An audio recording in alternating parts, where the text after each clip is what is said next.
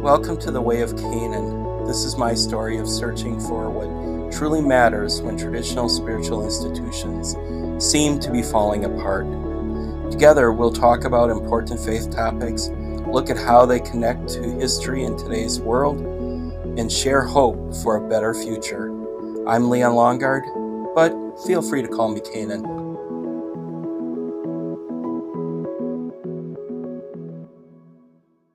All right, so in the next, I thought it was going to be one episode, but I think it'll probably be two. We are going to be taking it to Palpatine, the Emperor, with empathy. We're going to talk about empathy, and it was interesting as I started to research this subject. I was kind of looking for a Star Wars connection. Found a couple of articles which I've linked in the show notes on how the one Force attribute for the Jedi, one of their skills that he despised the most and unnerved him the most, that he wanted to get rid of the most, was Force empathy. Now, that's a little bit different than what we know as empathy, because this was actually connecting with animals and being in their minds and things like that.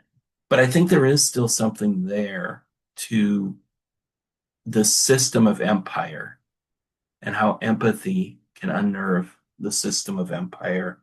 I just think of, as I've mentioned many times already, I live in Minnesota, and right now we're kind of feeling, we feel like we're getting piled on a bit by the current administration. As we've seen things and people are coming out, there's this emphasis on trying to portray all Somali people as fraudsters and evil and garbage. Words like that have been used.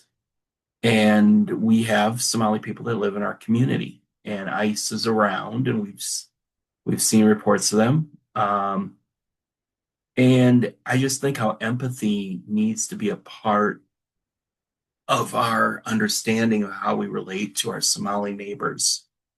And I see so many people when there'll be a story out, or some of the stories have been coming out, like with Nick Shirley's video about trying to chronicle fraud and things like that. And then afterwards, daycare was broken into, one that was not in his video and has never been accused of fraud.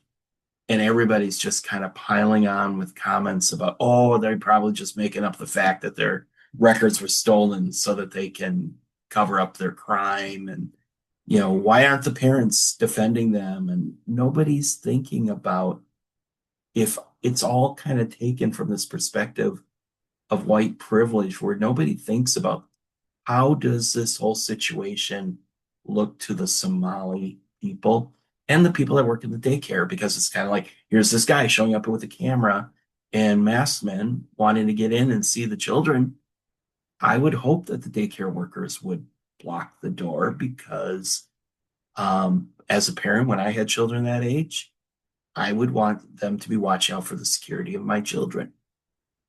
But nobody thinks in those terms, or so many people don't think in those terms. And I think that's a place where empathy can help us.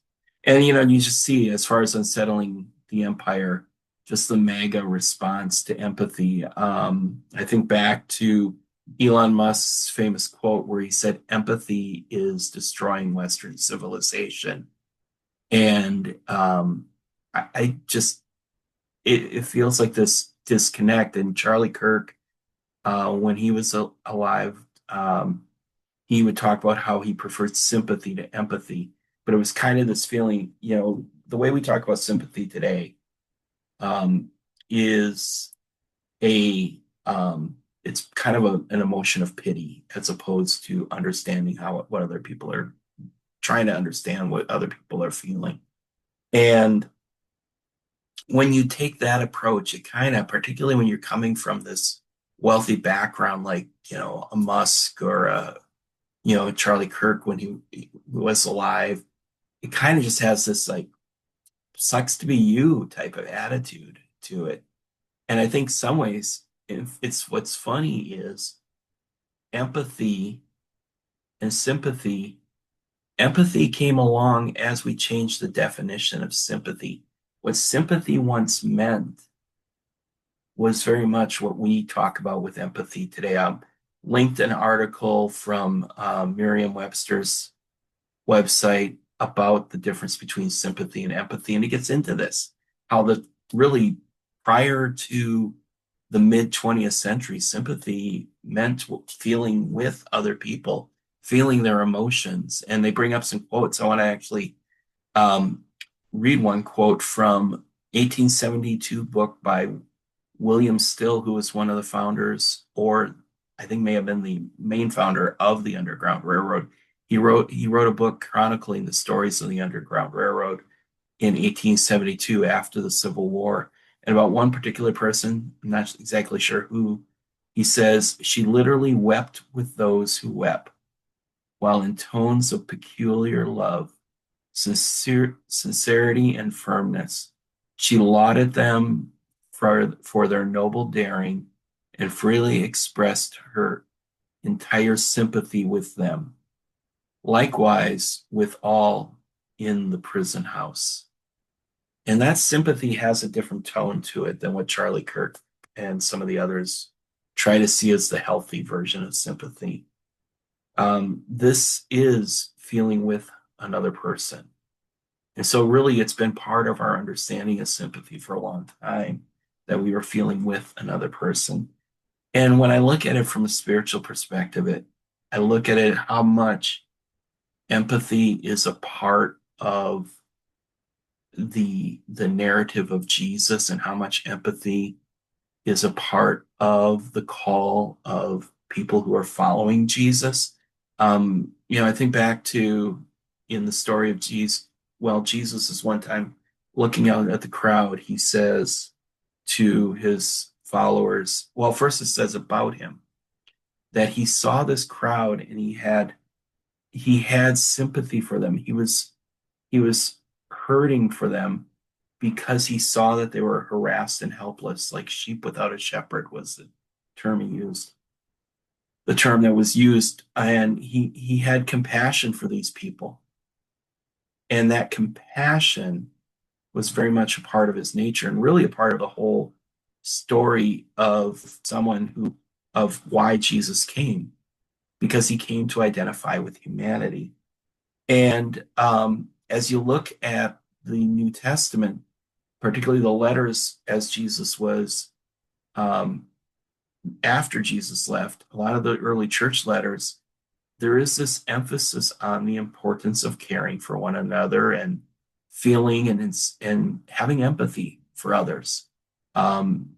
This quote I read from William Still's book actually alludes to a passage from Romans where Paul had told the readers of his letter to weep with those who weep, mourn with those who mourn. And another one, in a letter that Paul wrote to the church in a city called Philippi, he says each one should look not only to his own interests, but the interests of others, looking out for the needs of others, actually seeing others as more important than ourselves when we compare our relationship with them. And sympathy sometimes has this, that as we understand it now, has this down looking approach. But we really need to look up and lift up other people. That is the type of life that Jesus led. And it's the type of life that he seeks for us to, as his followers, to continue to lead. So we're going to talk about empathy. I've actually got a few stories I'm going to share with some thoughts around them about empathy. And actually, we'll get into sympathy in one of them. Like I said, this might end up being 2 episodes. So we'll just kind of proceed here and let's start talking about empathy and let's unnerve Palpatine a bit.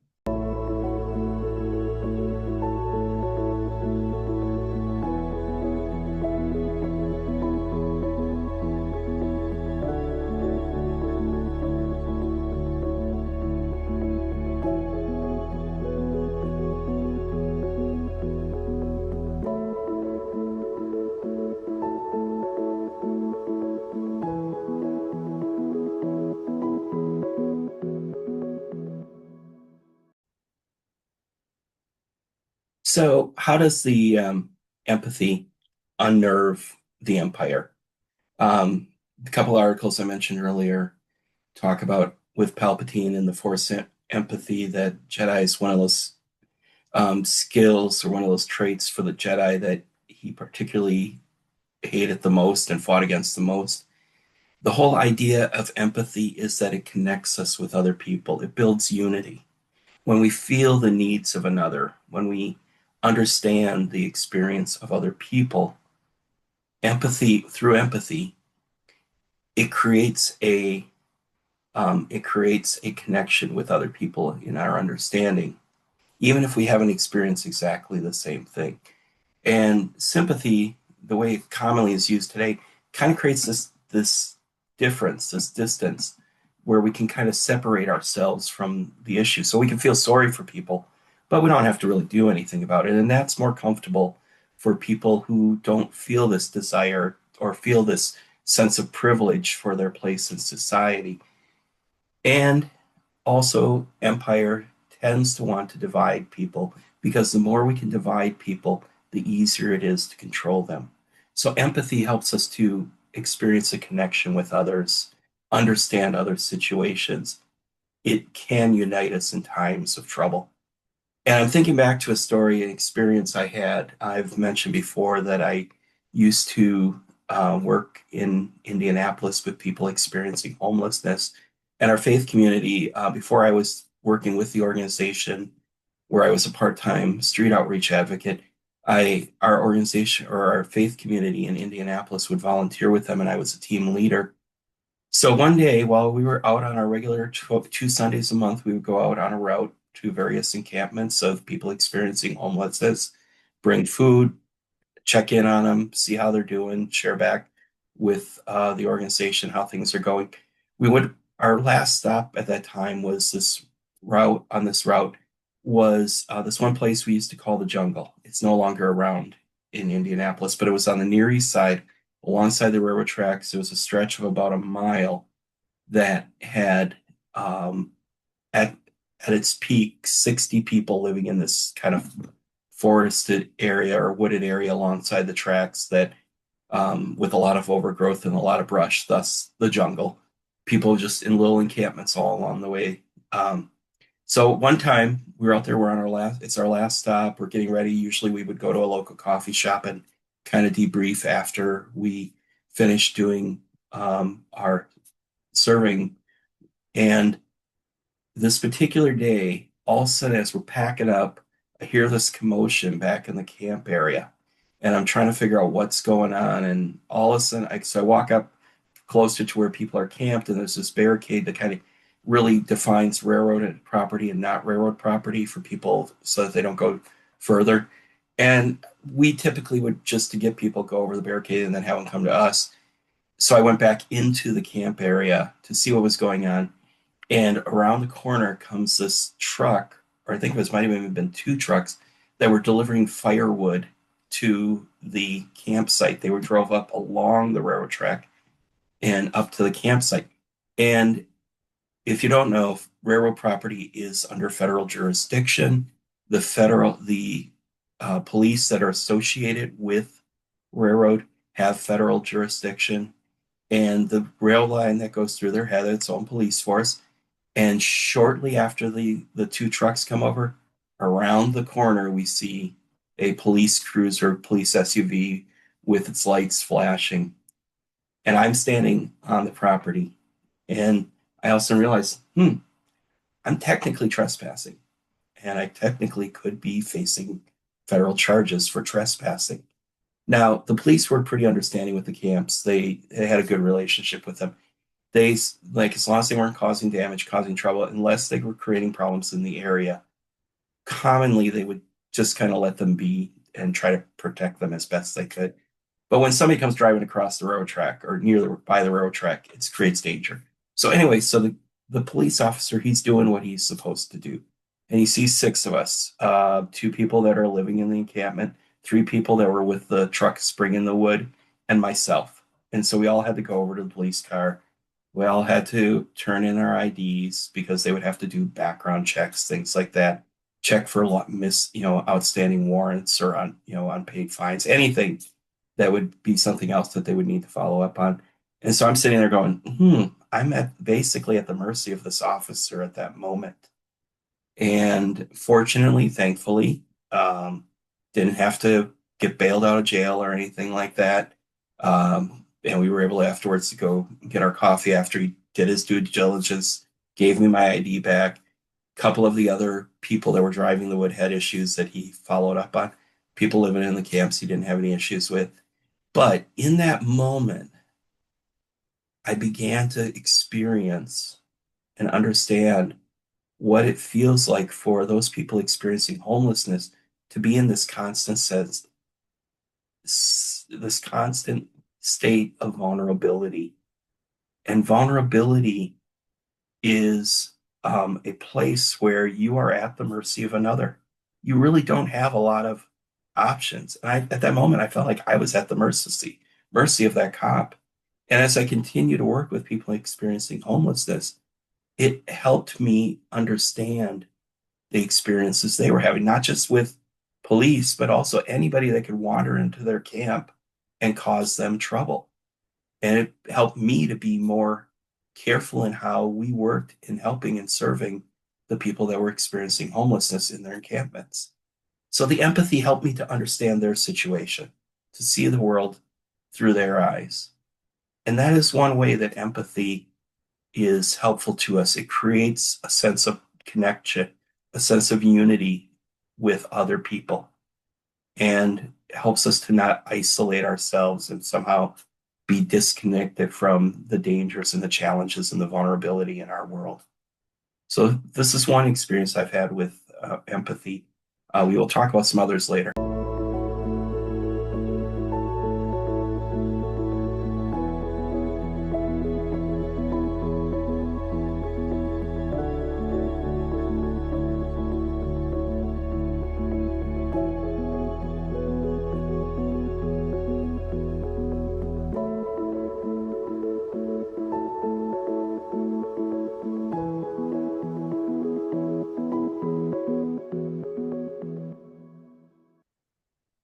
Okay, so there are um, one of the articles that I have lists two different types of empathy. And I think sometimes this may be where some of the confusion about empathy comes in. There is effective empathy, which is where you actually feel the feelings of another person as they are feeling them. I'm not too sure about that one. That one never really made sense to me. And that might be the one that some people critique, like Charlie Kirk used to critique and stuff like that. But then there's the other type, cognitive empathy. And that really goes back to the classical definition of empathy as understanding and coming to a place of understanding another person's um, feelings and their experiences, even if you have not shared in those same experiences. And that is, I think that the type of empathy that helps us really connect with other people and their experiences and helps us connect in ways that maybe we wouldn't normally be able to with other people. And I have another experience with empathy that really would fit into that cognitive empathy. um, I do a lot of traveling for my work, um, fly a lot of times, quite a bit. But when I get a chance, when the time allows, I actually prefer taking the train. It's not because I'm fearful of flying or anything like that, but there's just something about um, traveling by rail or traveling even by car or bus that for me is a spiritual exercise. Whereas flying is this quick, rapid, let's get there. Train slows the process down. You feel more connected with your fellow passengers because you have time to talk with them, get to know them. And really, I feel more connected with the earth as I travel and I can see the world around me up close through the windows of the train, as opposed to looking at it from 30,000 feet out an airplane window, which still can be cool at times too, depending on where you are.